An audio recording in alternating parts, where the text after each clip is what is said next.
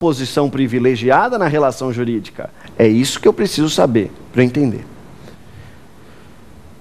As normas de direito público colocam a administração pública em uma posição privilegiada na relação jurídica porque dentro destas normas, dentro das normas de direito público, se escondem, eu posso falar assim, se escondem, dois princípios fundamentais de direito administrativo. Opa, olha o tema do dia brotando.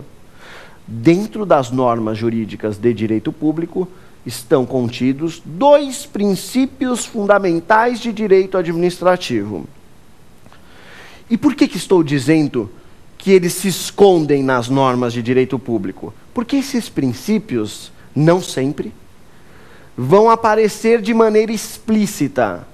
Na maior parte das vezes, estes princípios, eles aparecem de maneira implícita na norma jurídica, na norma de direito público. Então, as normas que regulam a administração pública concedem a ela, a administração, dois princípios fundamentais de direito administrativo. Quais são eles, professor? O primeiro, o princípio da supremacia do interesse público sobre o interesse privado. E o segundo, o princípio da indisponibilidade do interesse público pela administração. As normas jurídicas concedem, então, à administração o princípio da supremacia do interesse público sobre o interesse privado e o princípio da indisponibilidade do interesse público. Professor, como é que eu vou enxergar, então, o princípio da supremacia? Para você conseguir compreender perfeitamente o princípio da supremacia, basta colocar em conflito dois interesses, o interesse público e o interesse privado. A hora que eles entram em conflito, veja, você tem que colocar em posição privilegiada o interesse público.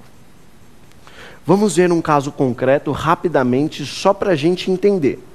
Nós sabemos que a pessoa tem liberdade sobre os seus bens. Então, se eu chegar para você, telespectador, e lhe perguntar, por favor, venda a sua casa para mim, vou pagar o preço de mercado.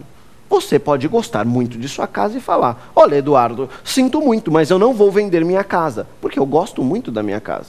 Eu posso até te oferecer um valor maior. Eu, Eduardo, te ofereço um valor maior. Mas se você não tiver interesse em vender a sua casa, você vai falar para mim, Eduardo, eu não tenho interesse em vender a sua casa. Isto é relação de direito privado, isso é liberdade, isso é autonomia de vontade. Vamos jogar agora o interesse público em relação ao interesse privado. O Estado chega à pessoa e diz, eu preciso de sua casa para fazer uma obra. E a pessoa fala, Estado, eu tenho autonomia de vontade sobre os meus bens. Eu não vou lhe vender a casa. E o Estado vai falar, não tem problema, amigo, você não precisa me vender a casa. Eu estou desapropriando a sua casa. Pronto. Desapropriação é um ato de direito público, é um ato regido por norma de direito público, onde extermina o direito de propriedade do particular, em troca, óbvio, de uma indenização de valor de mercado. Mas veja, mesmo sem a pessoa, o cidadão, sem ter vontade de vender a casa, ele vai perder a propriedade em virtude do quê? Em virtude da desapropriação, que é um ato de direito público que prevalece em relação à vontade privada. A mesma coisa acontece com relação à indisponibilidade do interesse público. O direito público é indisponível, então exige que a administração não abra mão do direito público. Muito pelo contrário, exige mais ainda. A indisponibilidade do interesse público exige que a administração cuide, proteja, respeite, cure os interesses públicos, o patrimônio público, o dinheiro público. Este é justamente o fundamento pelo qual a administração precisa licitar. A administração licita para quê, professor? Para encontrar uma proposta vantajosa para o Estado na celebração de um futuro contrato. E ela licita, então, para encontrar a proposta mais vantajosa, para justamente não jogar fora o dinheiro público. Ótimo. Então, finalizamos os dois princípios fundamentais do direito administrativo. Agora, nós já sabemos como a administração atua. Quando a administração trabalha, ela trabalha mediante a supremacia do interesse público, ou seja, ela tem mais poder na relação jurídica, mas ela também tem que ter cuidado. Ela tem que proteger os interesses públicos, porque eles não estão disponíveis. Com estes dois princípios, você consegue se localizar na prova de direito administrativo. A hora que você enxergar numa pergunta supremacia, a hora que você enxergar numa pergunta indisponibilidade, certamente você estará tratando do direito administrativo. Então, encerramos a aula de hoje e as dúvidas, por favor, através dos e-mails, do e-mail provafinal@lfg.com.br.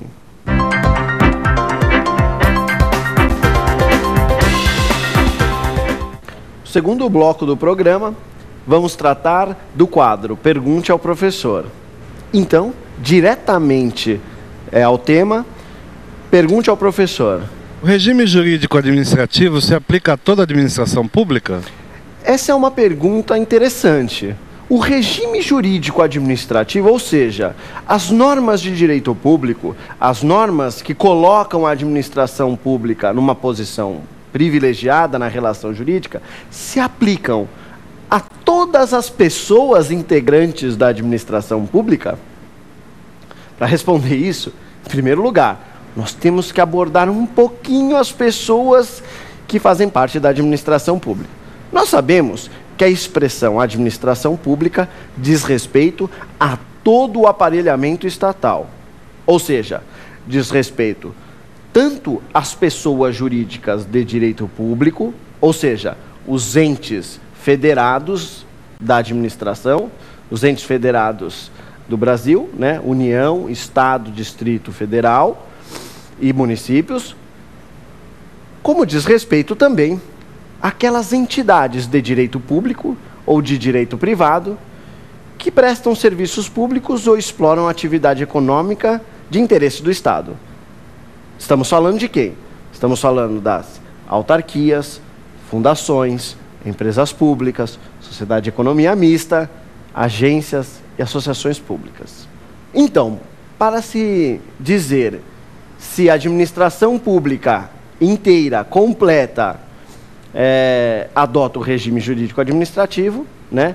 Primeiro, precisamos então caracterizar quem são elas. Então, a administração pública se divide em administração direta, que são os entes federados, os entes políticos federados, e administração indireta, aquelas entidades que mencionei. Ótimo. Nós vamos então começar a responder essa pergunta da seguinte maneira. Sim, o regime jurídico administrativo se aplica a todas as entidades e a todos os entes pertencentes à administração pública. Só que nós temos que fazer um pequeno... Vamos ter que fazer uma pequena intervenção nessa resposta, sim, a todas as pessoas. Por quê? Nós sabemos que dentre essas pessoas nós temos a empresa pública e a sociedade de economia mista, que não são pessoas jurídicas de direito público. Elas são pessoas jurídicas de direito privado. No entanto, pertencem à administração pública.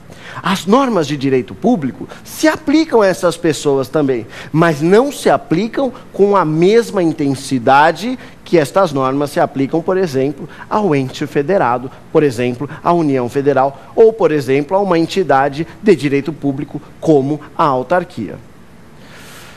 Professor, então, o que temos que pensar com relação à empresa pública e à sociedade de economia mista? Nós temos que pensar que o direito público se aplica a ela. Por quê? Porque ali nós temos dinheiro público, então precisa da proteção das normas de direito público. Nós temos dinheiro público, nós temos capital público, então, por exemplo, essas pessoas precisam licitar. Elas não podem contratar de qualquer maneira e jogar dinheiro público fora. Então, se aplica normas jurídicas de direito público a essas pessoas? Resposta, se aplicam. Só que, em contrapartida, nós temos que também pensar que estas empresas estatais, elas exploram a atividade econômica. Então, se exploram a atividade econômica, você precisa também ter a aplicação do direito privado. em resposta final. Se aplica